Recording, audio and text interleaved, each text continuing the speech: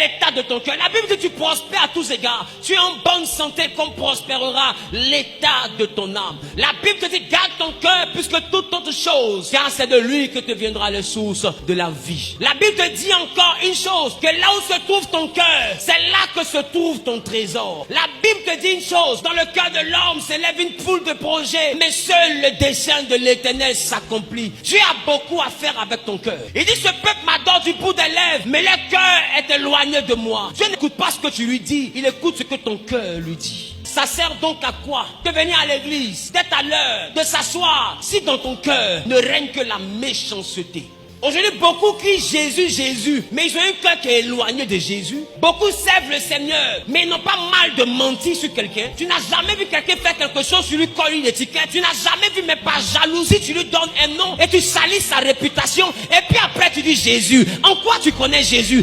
Est-ce que tu as le cœur d'un enfant de Jésus? Il dit ce ne sont pas tous ceux qui diront Seigneur, Seigneur, qui iront au ciel. Pourquoi? Parce qu'il sait que beaucoup diront Seigneur, Seigneur, mais n'auront pas le cœur que le Seigneur veut. On dit l'homme regarde à l'apparence, Dieu regarde au cœur. Toi tu as des maxis, tu as des costumes. Pour changer un costume chaque dimanche, pour monter combien de fois tu as la sapologie. Il y a un frère à côté, tu le verras avec le même pantalon, tu le verras avec la même chemise, tu verras la sœur avec la même robe. Ça te coûte quoi? Avec le peu que tu as, de lui offrir un costume, de lui offrir une robe, et puis de fermer ta bouche. Ne devenons pas des religieux, soyons des chrétiens. Le chrétien aime son prochain. Jésus dit, il est écrit, on vous a dit d'aimer votre prochain comme vous-même. Mais moi, je vous donne un autre commandement que j'ajoute à celui-ci. Aimez-vous les uns les autres. Et le prochain, là, ça peut concerner ceux qui ne sont pas à l'église. Mais les uns les autres, c'est-à-dire que vous qui êtes mes disciples, vous les 12 là, aimez-vous, soyez soudés. Frères et sœurs, je veux dire à quelqu'un, si tu es de l'église Genèse, que tu vois quelqu'un de Genèse, que tu reconnais au carrefour, mais que tu le dépasses comme si tu ne le connaissais pas, c'est qu'il y a un problème dans ton cœur. Tu dois être fier de voir ton frère. Et quand ton frère vient dans ton commerce, tu dois être fier de diminuer le prix. Pour dire, ah lui là c'est mon frère. La robe là ça coûte normalement 8 000. Normalement si je vends jusqu'à 6 000, j'ai encore un peu de bénéfice. Pour les autres je les vends à 7 000. Mais toi comme tu es mon frère, je te vends ça à 5 000. Je te vends ça à 6 000 pour avoir le minimum. Parce que tu es Genèse. Parce que tu es mon frère. Parce que tu es ma soeur. Écoutez-moi bien. Si les hommes ne nous aiment pas, soyons assez bêtes pour nous aimer nous-mêmes. Si les hommes ne t'aiment pas, sois assez stupide pour t'aimer toi-même. C'est ton dernier cri de bêteté là. Cela t'envoyer à t'aimer toi-même. Parce que personne ne viendra le faire à ta place. Aimons-nous. Aime ton voisin. Ne critique pas son seul vêtement. Elle fait malin, mais toujours robe là sur elle. Si c'est sur elle, que toi tu as remarqué, c'est toujours la même robe. Ce qui fait que les autres n'ont pas remarqué. Et que c'est toi qui as remarqué, c'est que Jésus t'appelle à lui donner une nouvelle robe. Il y a une maman quelque part ici, peut-être que Dieu t'a mis à cœur de lui offrir un pagne. Mais tu as endurci ton cœur.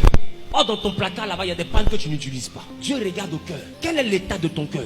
Des fois, tu as vécu dans une famille qui a rendu ton cœur méchant. Je vais te dire une chose. Si tu as des amis qui sont mauvais, tu as des frères qui sont méchants, il y a une chose que tu dois faire. Éloigne-toi. Tu marches avec quelqu'un qui te fait du bien, qui te le rend par le mal. Et tu vois que la personne persiste dans la méchanceté, éloigne-toi. Si tu restes à côté de cette personne, à un moment donné, tu seras tenté de vouloir lui rendre le mal qu'il te fait. Et tu seras inscrit à l'école de la méchanceté. Et tu vas apprendre à devenir méchant. Remarque, tu as fait du bien aux gens, ils t'ont rendu le mal. Depuis ce jour-là, tu as commencé à apprendre comment devenir méchant. Tu as commencé à dire aux gens, maintenant c'est fini, moi aussi j'ai devenu comme ça. Tu t'es inscrit au cours du soir de la méchanceté. Frère, il ne faut pas demander qu'on te rembourse ta scolarité. Fuis l'école là. Tu n'es pas né pour leur ressembler. La Bible, Dieu a tout fait pour un but, même le méchant pour le jour du malheur. Il y a des gens, tu veux, tu ne veux pas. Il faut leur faire du bien. Ils sont comme le scorpion. Tu l'aides, son remerciement c'est une piqûre. Le scorpion va jamais te caresser. Ce qu'il sait faire, c'est piquer. Le serpent, ce qu'il sait faire, c'est mordre. Et il y en a qui sont comme des scorpions, d'autres sont comme des serpents. Tu lui tends la main, il veut ton bras. Tu lui donnes le bras, il veut l'épaule. Tu lui donnes l'épaule, il veut ton cou. Quand tu refuses le cou, il crie dans tout le quartier que tu es méchant. Il y a des gens qui sont comme ça. C'est pas parce qu'ils sont ingrats que toi, tu dois devenir méchant. Dieu a fait le méchant pour le jour du malheur. Mais remarque, tu ne comprends pas que toi aussi, pour être méchant, tu fournis des efforts. Tu ne vois pas que quand ça arrive sur toi, pour être méchant, tu fournis des efforts. Et des fois, tu es là, ton cœur est dur jusqu'à, et puis après, ta vraie nature te rattrape. Et puis tu dis, c'est pas grave, je vais lui donner quand même. Parce que tu n'es pas comme ça. Lui là, il fournit pas effort pour être mauvais. C'est un don. Qui comprend de quoi je parle? Être mauvais là, pour lui là, c'est un don. Ça veut dire que tout en lui est méchanceté. Il y a des hommes qui arrivent à prendre leurs camarades comme ça, égorger, ouvrir le ventre, enlever les intestins, chercher rien. Entends-toi, quand tu vois photo où ils ont égorgé quelqu'un, ton corps fait comme s'il y a un courant qui te traverse. Parce que ton esprit ne supporte pas cette méchanceté. Mais il y a quelqu'un, quand lui il voit ça, il zoome. Il est égorgé d'air. Il est dans son ventre. Les gens sont bizarres. En fait, son âme n'est pas choquée par ça. Je vais te dire, si ton âme n'est pas choquée par des images atroces, c'est que quelque part dans ton âme se cache la même cruauté.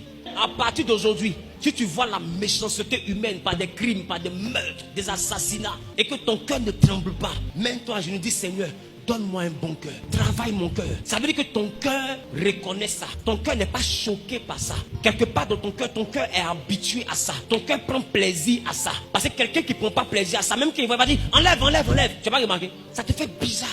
Des fois même ça gâte ton humeur. Tu deviens bizarre un coup. Ben, tu as vu quelque chose qui est inhumain. Mais d'autres ils voient ça et puis ils ne sont pas choqués. Travaille ton cœur. Dieu peut te promettre de bonnes choses. Mais dans ton cœur il peut avoir la colère. La colère peut t'empêcher de rentrer à la terre promise. Moïse a fendu la mer. Mais à cause de la colère, Moïse n'est pas rentré à Canaan. Travaille ton cœur. Chaque jour que Dieu fait, il faut te battre avec un de tes défauts. Énumère tes défauts, n'en sois pas fier. Ne dis plus jamais aux gens, ils me connaissent, ils savent comment je parle mal. Parler mal là, c'est pas un grade. Ça ne t'honore pas. Ça n'honore pas le Jésus que tu représentes. Ça n'honore pas le royaume que tu représentes. Quand les hommes te voient, ils doivent voir Jésus. C'est pourquoi à un moment donné, éloigne-toi. Moi, quand je vois que des gens ont un cœur qui ne me plaît pas, je m'éloigne. C'est pourquoi au jour d'aujourd'hui, j'ai pas d'amis. Parce que j'aime pas le cœur de la génération qui est là. Les gens rient avec toi, mais dans le cœur, ils sont bizarres. Les mêmes te tournent le dos, ils te critiquent, oh ils étaient assis à ta table. J'aime pas ce cœur-là. Ils viennent s'asseoir à ta table et ils passent le temps à dénigrer les autres. J'aime pas ce cœur-là. Parce que celui qui a bu boira. Celui qui dénigre les autres devant toi te dénigrera devant les autres. Je veux dire, je n'aime pas ce cœur. Alors remarquez, j'atterris à Abidjan quand je finis une mission. Je finis à Abidjan, je décolle pour une mission. Quel temps j'ai pour faire l'amitié? J'ai pas le temps. Parce que les gens aujourd'hui sont plus vrais. Amitié parle de amare. Amare qui signifie amour. Or aujourd'hui les gens s'appellent amis mais ils ne s'aiment pas. L'amitié a un nœud. Le nœud de l'amitié c'est l'amour. Amare, amour. Mais aujourd'hui elle t'appelle ma CP mais elle est jalouse de toi. Il t'appelle mon élément mais sans te gâter chez ta fiancée. Elle t'appelle ça c'est ma soeur mais en même temps elle fait clin d'œil à ton mari. Nous sommes dans un monde pareil. Si tu veux regarder le comportement des autres, tu seras tenté de leur ressembler. Or toi tu n'es pas né pour leur ressembler. Tu es né pour ressembler à Jésus. Tu n'es pas né pour leur ressembler. Tu es né pour ressembler au Saint-Esprit. C'est pourquoi je déclare, je décrète et je prophétise sur la vie de celui qui se lève plus vite que son voisin.